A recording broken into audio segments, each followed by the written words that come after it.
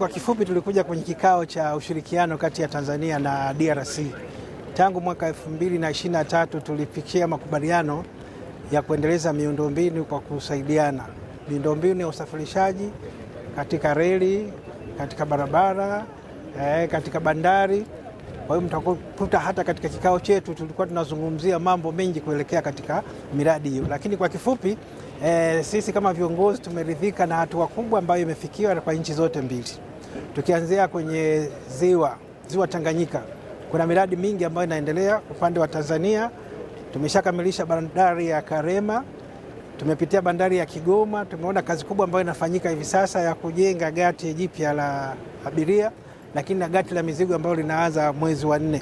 Lakini vivyo tumeangalia meli ambazo zimejengwa katika ziwa Tanganyika. Kwa upande wa Tanzania tumeona kuna meli 4 zimeshakamilika, za kisasa kabisa, brand new, ambazo zimejengwa na mwekezaji kwa kushirikiana na TPA. Lakini vivyo tumeangalia ukarabati mkubwa ambao unaendelea kwa meli ambayo ilikuwepo, ilikuwa inaitwa MV Liemba. Meli ya kihistoria, ni kivutio cha utalii, historia yake utaikuta dunia nzima.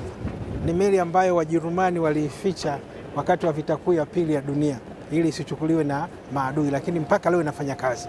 Lakini kitu kikubwa ambacho kimefanywa na serikali ya awamu ya 6 ni kununua injini mpya za kisasa ambazo zitafungwa katika ile meli. Kwa hiyo kuanzia mwaka huu mwezi wa 6 wa 7, hiyo meli itakuwa ni mpya, inafanya kazi na inaunganisha nchi yetu na nchi jirani. Wakati huo ilikuwa inakwenda Zambia, kuna bandari inaitwa Mpulungu katika ziwa hili la Tanganyika.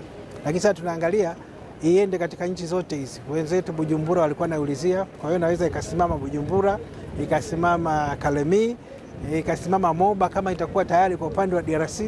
Kwetu sisi kuna Karema, kuna hapa Kigoma, kuna bandari ya Kasanga ambayo inajengwa. Kwa hiyo tumedhani ni maendeleo makubwa sana. Lakini kingine ambacho tumekubaliana, tuna ushirikiano wa ujenzi wa reli ya kisasa ya SGR. Katika kamati hii haikujadiliwa kwa sababu tulikuwa tujafika hatua, lakini tunashirikiana na wenzetu wa Burundi, lakini kipande kile cha Burundi kitaingia DRC. Kongo katika uimarishaji wa miundombinu ya uchukuzi ambayo kwa ujumla wake ni barabara, reli, bandari na viwanja vya ndege. Makubaliano haya yanatokana na hati iliyosainiwa baina ya mawaziri wa Tanzania na Kongo mwaka 2022.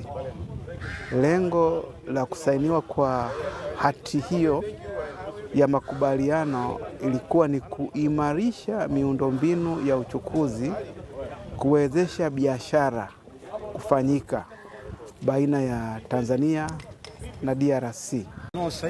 Mpaka sasa hivi tumeshahudumia tani 3.5 kwa miezi 6 iliyopita kwa ajili ya kwenda Kongo. Mzigo unaotoka Kongo kuja kwetu ni madini na cement material kwa maana ya clinker.